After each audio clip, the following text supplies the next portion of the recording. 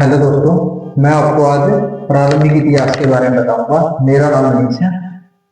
ये टॉपिक दोस्तों प्रारंभिक इतिहास के बारे में है। अधिकतर दोस्तों ये पता नहीं होता कि इतिहास के अलग अलग आयाम होते हैं। हमें पूरा पाषाण काल को, मध्य पाषाण काल को, नवपाषाण को एक ही मानते हैं। ये दोस्तों ये आरंभिक काल है दोस्तों। और जो अब तक हमारी जो मानव सभ्यता की 99% जो घटनाएं घटी हैं वो इन्हीं में से घटी हैं। और दोस्तों प्रारंभिक इतिहास है, ये बहुत लंबा काल है दोस्तों। मैं आपको इसके बारे में अब बताऊंगा। जो अब हमारा इतिहास है दोस्तों वो क्या है? प्रारंभिक मानव 3 भागों में दोस्तों, पुरापाषाण, मध्य पाषाण और नवपाषाण। मैं आपको आज इन तीनों के डिफरेंस भी बताऊंगा और इन तीनों की अलग अलग समय में इनमें जो बदलाव हुए हैं, इनके जो औजारों में बदलाव हुए हैं, उसके जो घटनाक्रम में बदलाव हुए हैं, कब कब कैसे बदले, ये आपको मैं बताऊंगा। ठीक है दोस्तों। और कब कब यहाँ खेती हुई, कब कब जंगली जानवरों को मारकर या शिकार करके आजीविका चलाते थे, कब यहाँ स्थायी निवास लोग करने लगे थे, और कब यहाँ जंगली जानवर का शिकार करते थे। धीरे धीरे यहाँ सभ्यता कैसे फैली, इसके बाद जो हम देखते हैं दोस्तों सिंधु घाटी सभ्यता, इसके बाद की सभ्यता है। और वो तो अभी 2500 ईसा पूर्व की सभ्यता है। लेकिन ये दोस्तों ये तो 20 लाख साल पहले का कार्बन डेटा के अनुसार पुरातत्वविदों ने इसका जो अनुमान बताया 20 लाख साल पहले का दोस्तों। और 10,000 ईसा पूर्व तक इसका जो समय रहा दोस्तों। वैसे तो ये दोस्तों 8,000 ईसा पूर्व तक ये इसका समय रहा था। तो कोई भी जो घटना होती जैसे सिंधु घाटी सभ्यता थी, वैसे तो 1750 ईसा पूर्व में हो गई थी। लेकिन उसका जो अंतिम बिंदु था वो कब हुआ था? 1500 ईसा पूर्व में। धीरे धीरे कोई भी सभ्यता दोस्तों धीरे धीरे वो अपना परिवर्तन करती है, जलवायु के अनुसार या रहन सहन या समय के अनुसार, स्थिति के अनुसार, बहुत अनेक कारणों से अपनी जगह बदलती है। तो दोस्तों जो ये प्रारंभिक मानव इतिहास है, इतिहास एक टॉपिक है दोस्तों, शुरुआती इतिहास का एक टॉपिक है। मैं आपको इसके बारे में बताऊंगा। जो पुरापाषाण, मध्य पाषाण, नवपाषाण, इसमें आपको कोई भी एग्जाम में आपके क्वेश्चन पूछे, इसमें से आपका बेसिक क्लियर होना चाहिए दोस्तों। क्योंकि कई लोग इनको पुरापाषाण, मध्य पाषाण, नवपाषाण में डिफरेंस क्रिएट करना पड़ता है। उनको पता तो होता है ये आरंभिक काल है, लेकिन उनके अंतर नहीं बता होते। उनको ये नहीं पता होता कि औजार कब बने और कैसी सभ्यता कब हुई, कब खेती करनी शुरू की, कब स्थायी निवास करनी शुरू की। दोस्तों जो ये इतिहास हमारा प्रारंभिक ये 3 भागों में है, पुरापाषाण, मध्य पाषाण और नवपाषाण। और जो पुरापाषाण है ये इसको आरंभिक काल को पुरापाषाण कहते हैं दोस्तों। वो शुरुआती काल था जिसको पुरापाषाण कहते हैं। ये 2 शब्दों पुरा यानी प्राचीन, जो पुरा होता है पुराना यानी प्राचीन, जो समय बीत गया है, प्राचीन। और पाषाण यानी पत्थर से बना हुआ दोस्तों ये पत्थर। और यह नाम पुरास्थलों से प्राप्त पत्थर के उदाहरणों के महत्व को बताता है। जो पुरातन विभाग के थे उन्होंने जो पत्थर मिले उनके महत्व को दिखाता है। जो पुरापाषाण काल है दोस्तों ये 20 लाख साल पहले से 12,000 साल पहले तक का समय है दोस्तों। जो 20 लाख साल पहले से अब तक 12,000 साल तक का ये समय है दोस्तों। और ये जो समय है 10,000 तक का, ये अच्छे से आराम तक कोई भी सतत एकदम खत्म नहीं होती। तो इस काल को भी 3 भागों में विभाजित किया गया है।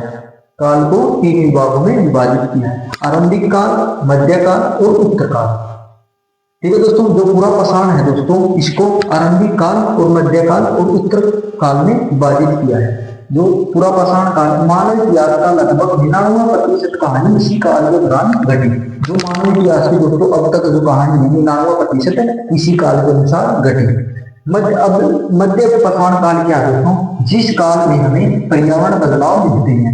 पर्यावरण मैं आपको पहले बता रहा था, कोई भी जो पहले का काल है जो अंतर, जो उसके बाद का जो परिवर्तन होता है वो जलवायु के कारण जाता है, वातावरण, पर्यावरण या कुछ और कारण की वजह से उसकी दूसरा युग आता है, दूसरा काल आता है। इसको क्या कहते हैं दोस्तों? मैसोलिथ यानी मध्य पाषाण युग। इसका समय दोस्तों जैसे उसका 12,000 साल तक, 12,000 साल से लेकर 10,000 साल तक माना गया है। इस काल के पाषाण औजार आमतौर पर बहुत छोटे थे। क्योंकि ये इसका थोड़े बहुत इनकी भिन्नता है, लेकिन जो हथियार थे, जो इनके औजार थे, वो एक जैसे थे। आगे चलकर जो नवपाषाण में इनके जो औजार हैं उनमें काफी बदलाव हुआ, क्योंकि इनके नवपाषाण में देखते हैं कि वे क्या करते हैं, खेती भी करना शुरू कर देते हैं। इन्हें माइक्रोलिथ यानी माइक्रो मैंने दोस्तों छोटा ही, ठीक है, यानी लघु पाषाण यानी लघु छोटे औजार। प्राय इन औजारों में हड्डियां तथा लकड़ियों के मुठ्ठे में हंसिया और आरी जैसे औजार मिलते थे। दोस्तों हड्डियों, जैसे मैं आपको बता रहा था, ये अभी तक ये अपने आदमी का शिकार पर निर्भर था, क्योंकि ये अभी तक शिकार और पशुओं पालता था, शिकार के लिए।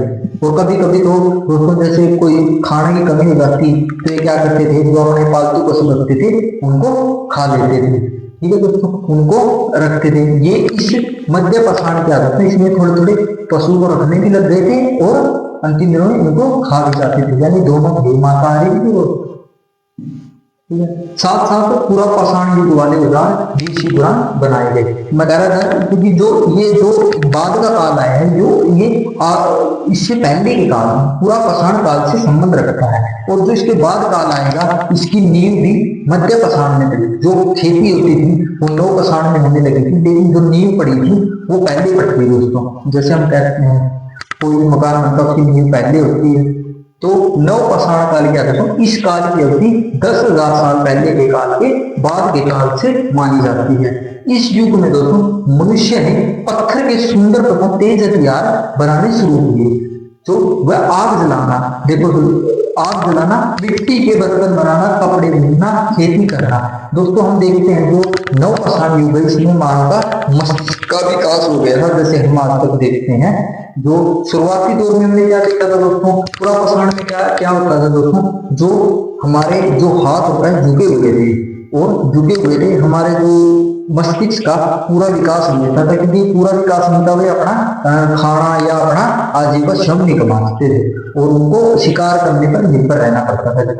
और वे अपना जो मकान था, घर था, वो अस्थायी था, वो एक जगह से दूसरी जगह में चल पलायन करते दोस्तों, जब उनकी जो जलवायु परिवर्तन होता था या कुछ समय के साथ मांग होती थी।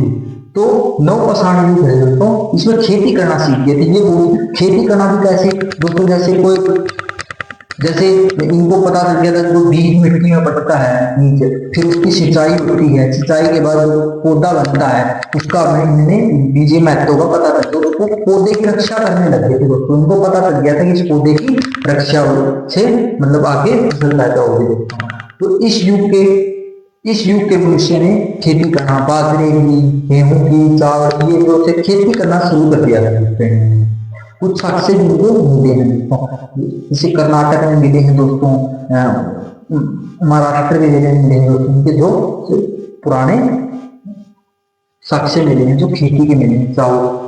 तो खेती करना भी सीख गए थे। इस काल में मनुष्य का जीवन स्थायी बन गया था, उसने स्थान पर घूमना छोड़ दिया था, क्योंकि अब उन्होंने अपना एक स्थायी निवास रख लिया था, क्योंकि उन्होंने अब अपने घर पर रहने लगे।